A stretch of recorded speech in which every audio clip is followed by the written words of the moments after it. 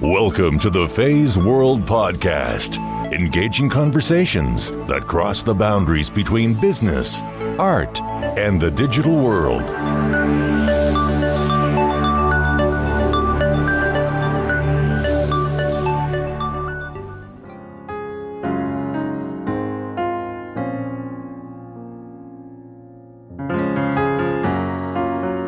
When we're reflecting on how our program is designed and what we provide to the students, it's a niche, the way we do it. And we still believe that we should keep that track because they are very high skills in terms of their discipline, but they're multidisciplinary artists.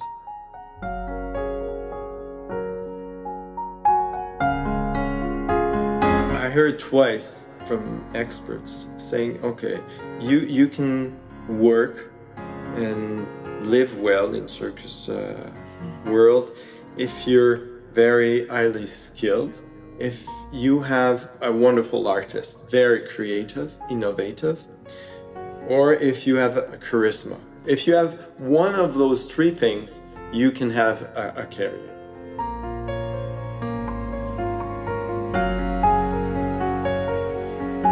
We're doing is we're training people, artists, that will go out of the program with an act.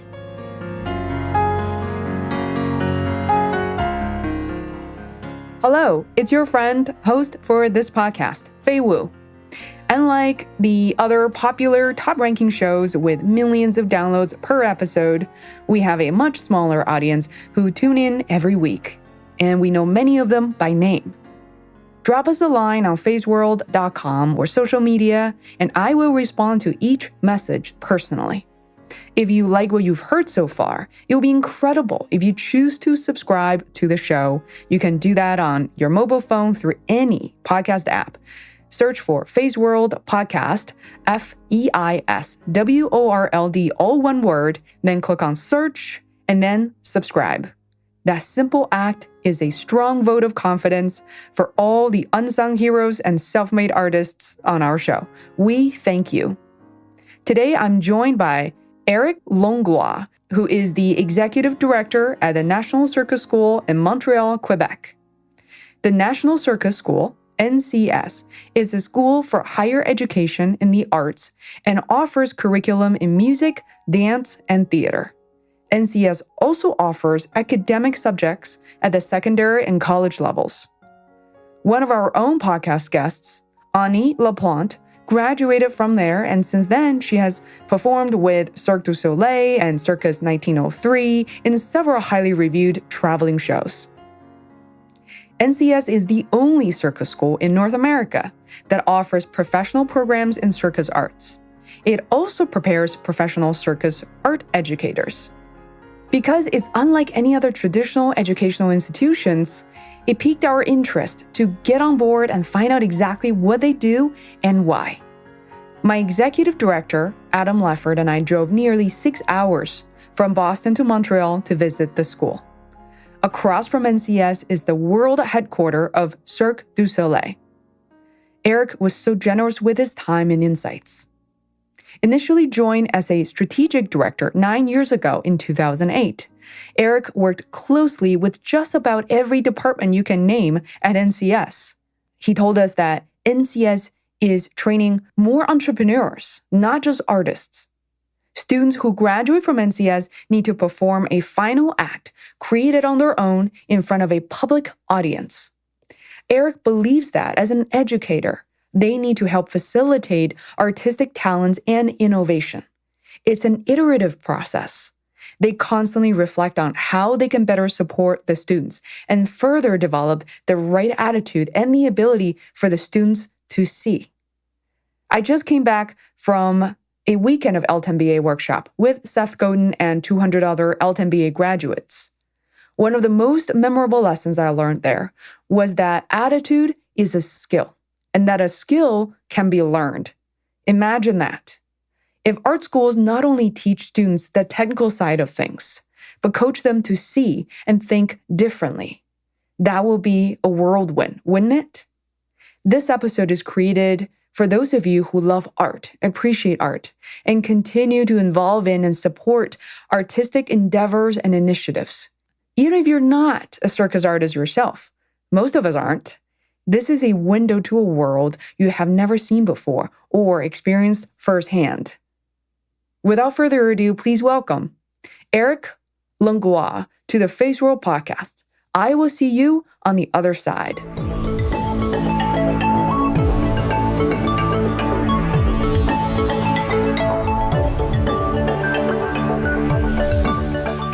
So Eric, I want to first learn, a little bit about your background. Yes. Who are you? How did you find your way into this position here? I'm an arts manager. Formerly, I was in the Classical Music Academy, Summer Academy. It was an academy and a festival here in Quebec. I was there for 10 years, mostly firstly as administrative manager, then CEO. And then I left the organizations. I went back to school. I did a master's degree in project management and one in business administration. And then the position open here as administrative manager in the school. And what was interesting is my predecessor, Marc Lalonde, used to be the executive manager in a music chamber orchestra who came to the festival and the academy. So that's how we met. And so when the position opened here, we knew each other already. So maybe it facilitated a little bit. Certainly when I entered the position, I was eager to work with him. I knew him from the past, and that's how I got in the position first. It was in 2008. And I moved to the position of executive manager a year and a half ago only. So I know pretty much about the school, and I'm learning in the new position now. Wow. That's my background. So how long have you been working at this school in particular? I joined in March 2008. Wow. It's almost 10 years. Yes. And as acting for until a year and a half in that position as administrative director, and as a service position in the organization, I was in charge of of course, the administration, the finance, the IT, human resources, almost everything except academics. I was in contact with all the departments in the school, especially as I was in charge of the human resources. I was directly in contact with the academic director of the school, which is the main service employer in the organization. We have about more than 75 teachers in the school. So the acceptance when I moved to the position of executive manager was easier because I knew everyone and everyone knew me already. Wow. So I was thinking 10 years in the span of someone's career, and also just the extensiveness of everything you've touched, people you've interacted with. What are some of the changes that you may have seen in the past 9 years from the school? That's very interesting question, especially because I'm living something very interesting. When I arrived at the school, first weeks I arrived, they were in the process of reviewing their strategic planning. I don't know, it was maybe a week after I entered into the position. We had a whole day meeting to reflect. So I knew very little about the organizations. It gave me, put me in a bath, and a nice way to learn about the old school. So I remember like if it was yesterday. And I remember at that time, the big issue was the school was renowned as mastering the technique, very strong technician, and that we had to move on to increase the capabilities and the abilities in terms of artistics. And we worked on that through all these years to improve it. Plus, there's something specific to the school is that somehow, if you compare our training program to other schools around the world, the circus schools, their training is toward training artists that will contribute in a collective or in a show, in creations of pieces. And what we're doing is we're training people, artists, that will go out of the program with an act. So mastering the technique in their discipline, and with, of course, a very strong artistic way of saying the things, of living it, which is quite different from the other great schools. And still, that's the way where the training program is designed, and toward what we're aiming, what we're doing. But we work through all these years to improve and develop and facilitate, and so we kept working on it through all those years. Today, what we're facing is developing their skills in innovation, in regards of innovation. So innovate in terms of acrobatic languages, movement, from the artistic point of view also, being innovative as an artist. The former graduates often they come to every year. Someone is coming at me and they say, you know what? I wouldn't have been recruited, I wouldn't have been selected to the audition of the school today. If I had to apply now. Exactly, if I had to apply now. Yeah. Because the technical level is very high, the artistic level is very high. So I believe we achieved something. Yeah, and it sounds like a very iterative approach. Yes, it is. Right, it's not about we stand by this rule and that's going to be it for the next 25 years. No objections, but rather from your position, very high up, executive director, you're being very flexible, iterative to say, let's adapt and let's see, what is the best for the students, but also in the, sort of what does the industry want? What is the audience looking for? So it's everything. So you had some thoughts. Just from what you said, I want to hear more about how do you structure something unstructured? How do you encourage this thing that's subtle? But I wonder whether part of the reason for what you're saying is that, so there was Barnum and Bailey, and there's a very traditional, hundreds of years tradition of classical, traditional circus. And then now, knowing that Cirque du Soleil is the largest employer, I think, in the theater world, worldwide, and that each show is different. One of the challenges is how do you make them each unique in a way that's compelling and distinct? So I'm just wondering whether, because there are so many different shows, how do you, in technology where I come from, we call it herding kittens, like a bunch of cats running all over the place. How do you sort of move them along? How do you, through a very high standard, but without taking the joy out of it or taking the creativity out of it, how do you foster that super high level of achievement while still being open? Thanks for all that. Well, what comes to my mind is that there's different circuses, right? And in itself, Cirque du Soleil is one circus. Yep. Okay, very well defined actually. Even if from one show to the other, it's different. There's a recipe. There's a way it's presented, and they invented or they created a kind in itself. Some artists, some of our graduates will be interested in pursuing a career in Cirque du Soleil. When you enter the circus, you come up with your act. And what Cirque du Soleil is looking for is very high skills artists, okay? Mastering an act, mastering their discipline, because that's the way it's built. They built the show, they put together very, very strong acts.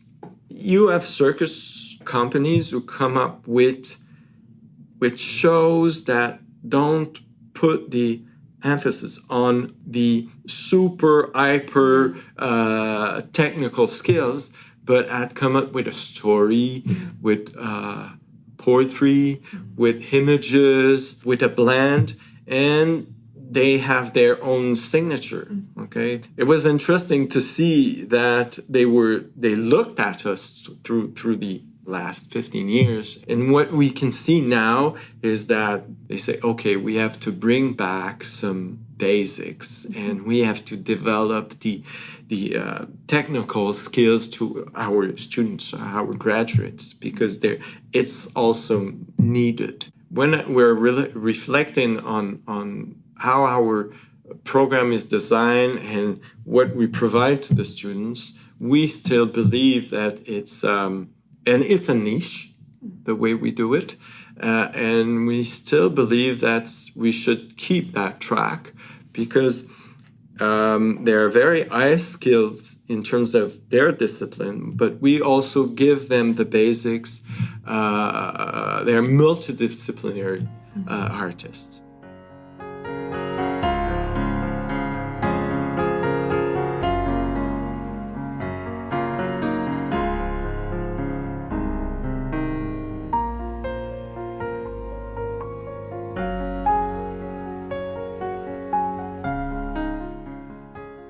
I think you brought up about 10 really interesting points just now, because the students are still so young. Maybe, Anny, some other students I've seen 12, 13 years old in the elevator just now.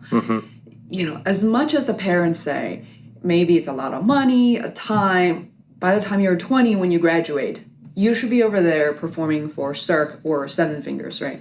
But I think we need to almost revisit that concept, because they're so young. How would they know what type of artist they're about to become? Yeah. How do they know? They may not know what they enjoy doing the most.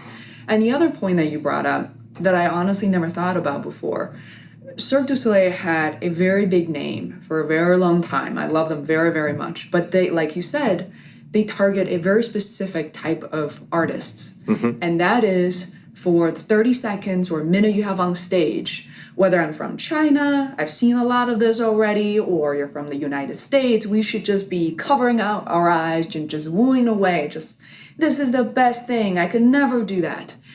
Contrasting that with an act of a story, or President Obama kind of just taking the stage with so little movements, but there are people with a presence that just dominates and completely command the room. And I've seen artists do that without yet the most difficult act. So I think it's so important for students to understand that. Not one thing, you can twist your body 8 different angles. Nobody in this room can.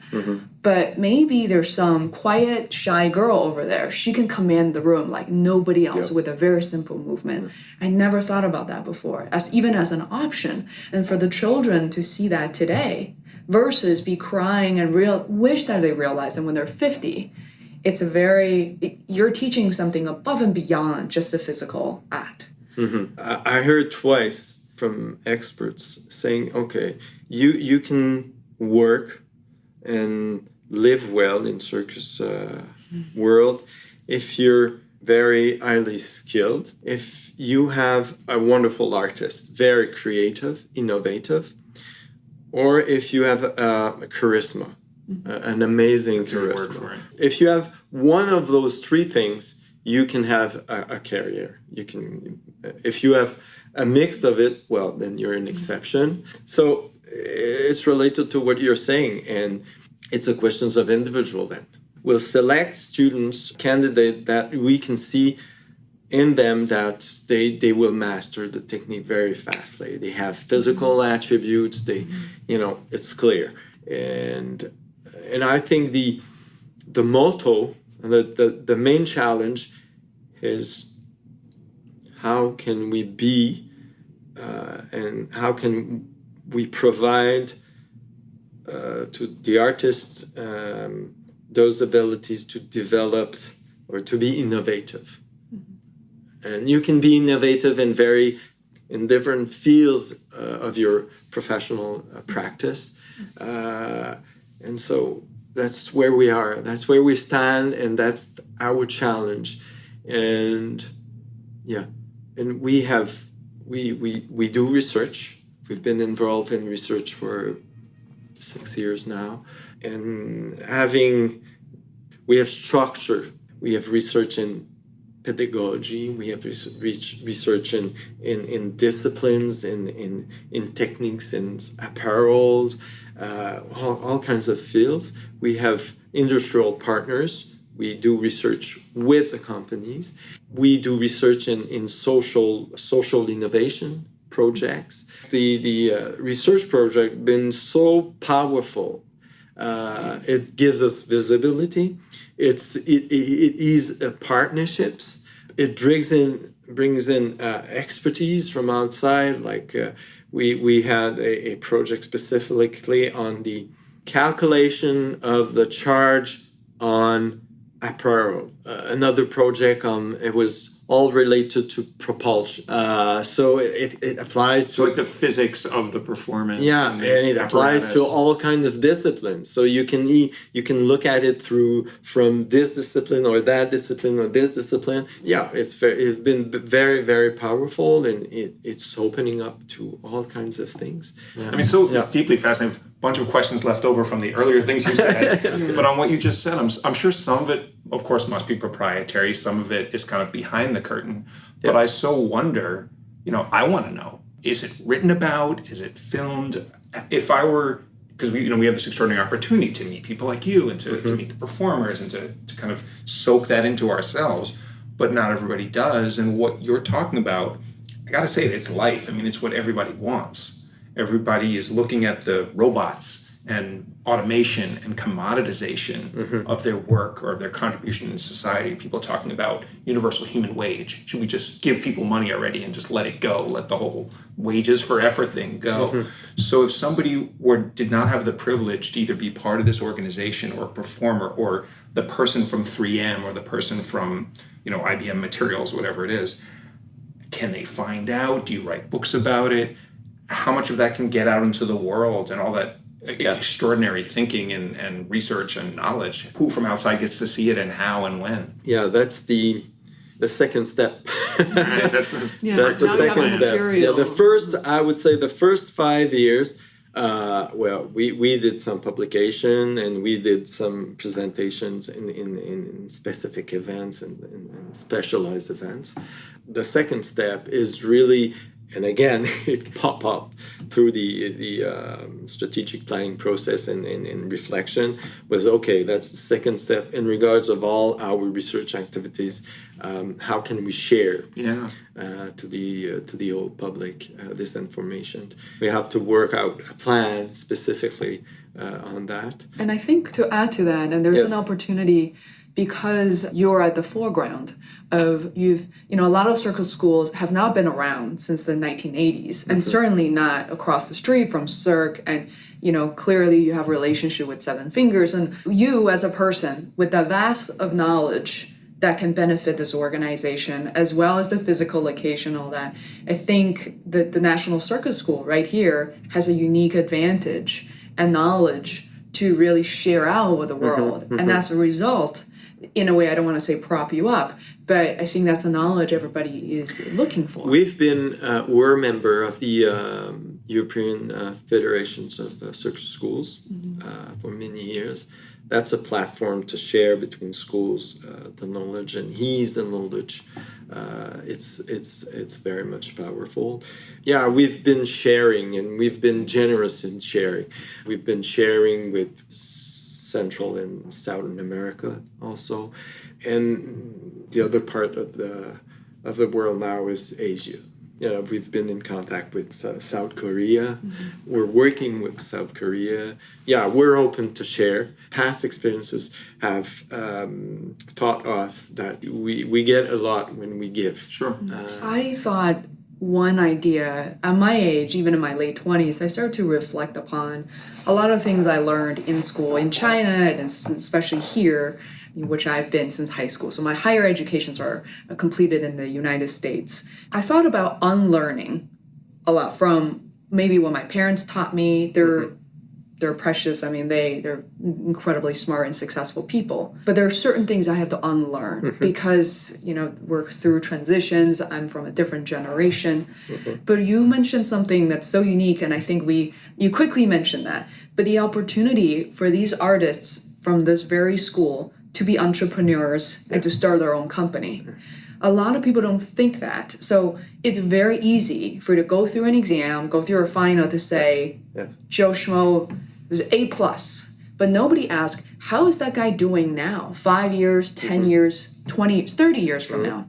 Very few people actually ask that question. To me, I'm not a parent yet, but if I were, that would be a much more important question than what he scored on. See, I think Chinese people and Asian population in general focus a lot on that first career across the street or the final exam. But I think longevity of the success of an artist, that's a true marker to what's going on. And the fact if somebody is able to start an act on his own, her own, and to turn it into a thing, or to work at a local high school, to be able to educate that and pass that on without extreme financial gains. To me, that's a huge success. So I think to summarize a bit, that if there's an opportunity for the student profiles, people such as Anny Laplante to come out even more, for people to see the face, see her story, and see how happy, how successful she is, people are going to resonate with that. And therefore, you don't hear those stories from anywhere else. So I think that could be really interesting.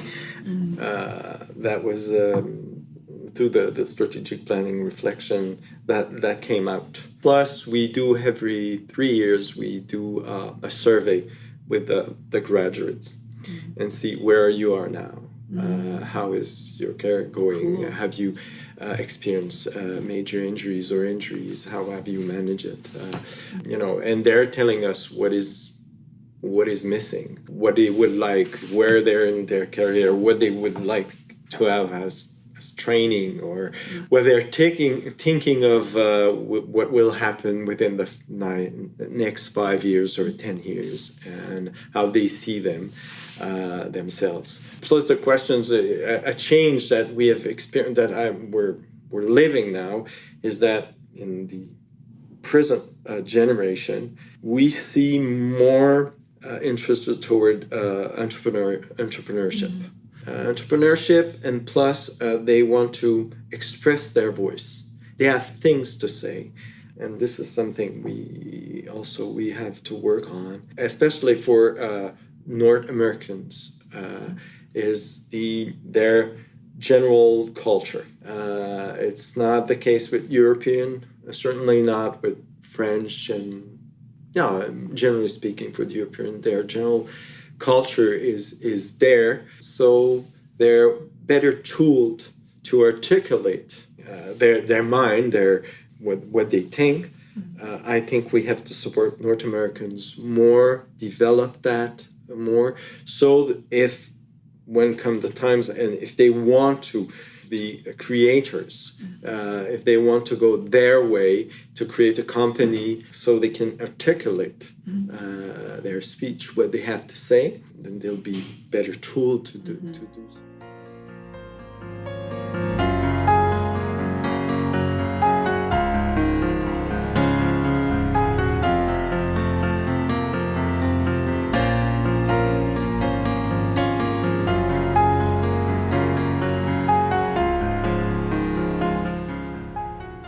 That, and we've seen that personally. So I was born in the mid-'60s, right? So I have a certain perspective. And then I have a nephew who's, so-called millennial, but every time I say that word, I have to feel bad about it because he said we're not all the same, we're not just a homogenous group.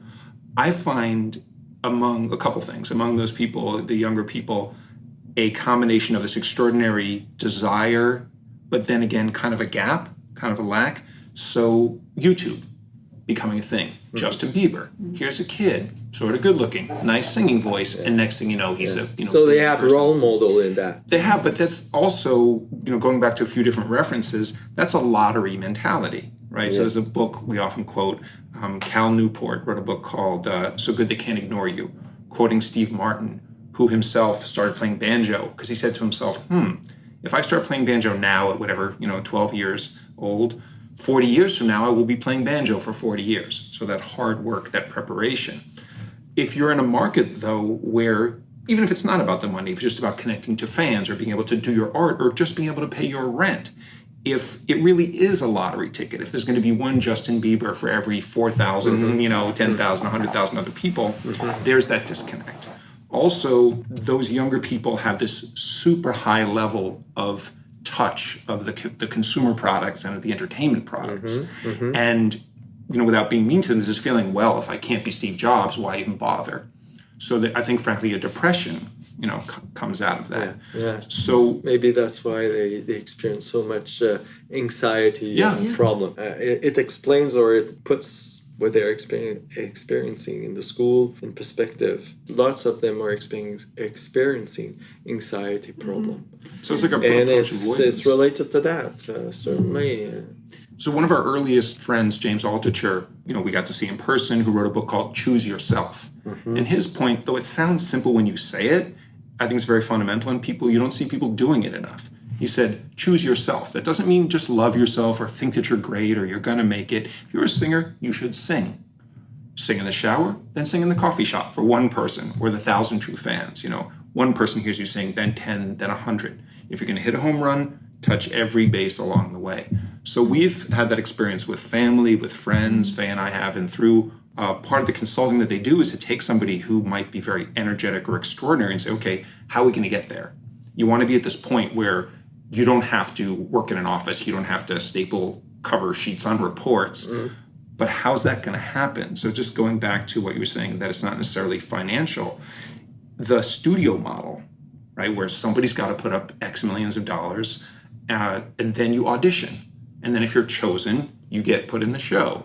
But if you get marked up, you get injured, you might be out of the show. So the pressure of that model. So what we've tried to do to care about the individual voice is to say, how are you going to take what you do if you don't go into frankly, a studio model? How do you do that? Where do you go next? What are the parts? Health, legal, digital marketing, so that your kind of feet are always on the ground. And then because you're young, maybe you don't have huge financial pressures yet, you can work your way up to a sustainable career instead of just this trying to be the one in a million, which many people won't make it. I mean, you're not going to be in the NBA necessarily. So what else can you do to enjoy your life? And to be a artist who lives working through their art among our friends, that's an achievement. The role of the school, I think, is to ease their knowledge of themselves, consciousness of what they are, and provide them with tools so they'll be able to navigate through and it's a very big issue, this questions of anxiety, the anxious generation, I would say. And sometimes that comes from the most talented crew of people, right? Some people have no unquestionable physical skills. And I've gone through schools and I see these kids and I can just see myself when I was 13, 15. And there's so much anxiety. There's so much doubts. So that feeling is almost relatable, even though I look at their skills to think that I've never in a million years could do what they do. I think there's something about the school that's distilling, kind of leaving them with when they graduate from the school, that they're going to carry, hopefully, luckily, some of them are going to carry them through the rest of their lives. I think Anny said on the show that this school allowed her to be an artist. And she wanted to do this since she was 7. I think she didn't integrate into the school until maybe 13 or 14. And to make that a reality, and that's the only way for some of the most exceptional artists of this century, of the people that we have seen in the past, to become a reality, to become stories that's written in books or to be passed on. There's something really to be said about this, even though some of the most important moments that you can't grasp, you can't say, it's that, we're talking about that, or that's, you can't track down. It's a system. Yeah. It's a system. What I hear sometimes from people from inside, from collaborators from inside, the way we support the students, some people say, we do everything for them. We do everything for them. So we do too much, in the sense of too much. And when they leave, then they lose their. So are they well equipped enough to evolve in the world as we support them so much? I hear that. I'm sensitive to that. I'm concerned. I feel concerned about this. That's extraordinary. I'm going to throw in a couple things. So tools are wonderful. You have to have tools. But it could be something so much simpler, which is just to know what the steps are. Sometimes just to be able to say, here are the 6 areas, here are the quick gotchas, and you can come back. That might be enough. They don't have to have all the tools. They have to have the basic tools. Like in my job, I write software. I show up at a client. I know enough to get going. If the software's too slow, I've got an approach for that. I don't have the answers. I may not even know what I need to know. But I'm calm because I know I can approach that, just like a carpenter comes to fix your door. So that's one thing, is that they don't have to have everything, but it's good if they're at least aware, if I go down this road, here are the major waypoints. Like a checklist. And they have a checklist. They have the rest of their life. They can go back to you or another resource. They can ask a friend, or they can go on the internet. So to add to that, I felt like there's a very natural transition. Since I was in my mid-20s, all the way through the past 10 years, so many people, not that much younger than I am at work, to say, Fei, can we go to this conference room? Can I chat with you for a second? And, clearly you're 3 years ahead of me. What is it like? Or, so I think there's an opportunity, because kids are really scared. We watch, Adam's nephews to leave school and to say, we're really tossed into this free world, right? With no net of catching us. But I see that if you were to offer your graduates to say, hey, you're all set, let us know, call us when you need help, versus someone who's less sure about themselves to say, what if we just check in via Skype? We just check in for 30 minutes every month for the next year, for the next 6 months. Some people may opt in to do that for the next 5 years, or return when they're 35. You're right. And coach back out. Again, exactly. If you feel they present well, if they're very respectable and they know what they're doing, maybe they can Skype with the new students. Thank you very much. No, thank you so much. And let's meet again and keep the conversation.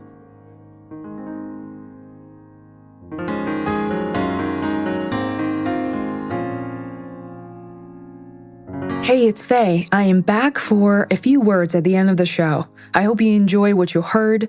You can visit us online at feisworld.com, or social channels such as Facebook, Twitter, and Instagram, also under Feisworld, to keep things simple.